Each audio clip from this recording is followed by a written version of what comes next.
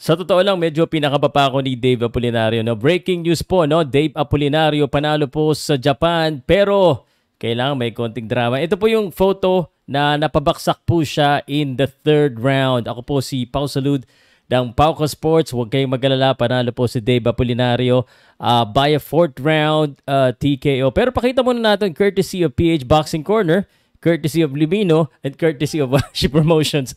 Bahala na po sila.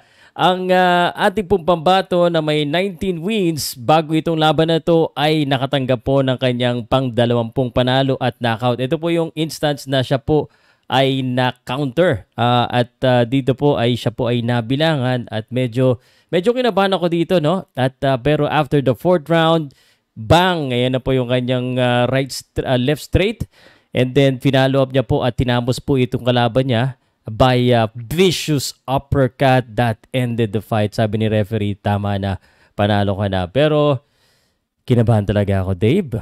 Kala ko masisilat pa eh, pero buto na lang. At ito yan, no? I'll tell you this, naging medyo kumpiyansa kasi si Dave. He's unloading some heavy punch, napuslitan siya doon ng isa. So what's next?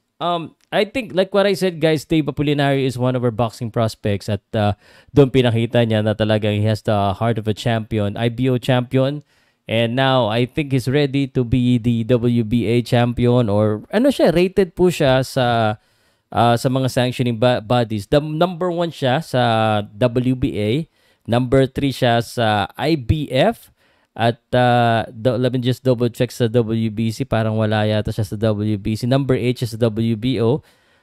So his next fight will be a world title most probably. So ito po ang mga photos po ng laban. Ito na po yung kanyang kartada. At like what I said, ito yung napabaksak niya yung kalaban niya. And ito yung counter na yun. And this is Dave Apolinario right now. Siguro ang masasabi ko lang, like, ang ganda nito panoodin si Dave Apolinario. Feeling ko nanggigil lang siya dun eh. No? He was throwing in the heavy bombs and na-timingin siya, napasukan siya. That's why in boxing, everything could happen. Anything could happen. No? Pag hindi ka maingat, kahit ganawa kalakas. Pero the positive thing about that is that pinakita po ni Dave Apolinario na kahit na natamaan siya, he stood up. At saka nakita ko naman na bumaksak siya. Malinaw pa yung kanyang pag-iisip, and he doesn't look like he's really in trouble. So, medyo kinabahan lang, Dave. No? Congratulations sa Sandman, at ito na naman, potential world champion po para sa kanila. I'd like to see him against the WBA champion, si Akui. Pero very interesting din yung Jesse Rodriguez. Actually, gusto ko yung Martinez. Magaling din kasi yun eh. At Doberman showing that he can bite. Again, 2 beses niya po pinabaksak, no? So, ano po masasabi niyo sa laban at ano po masasabi niyo sa laro po ni Dave Apolinario?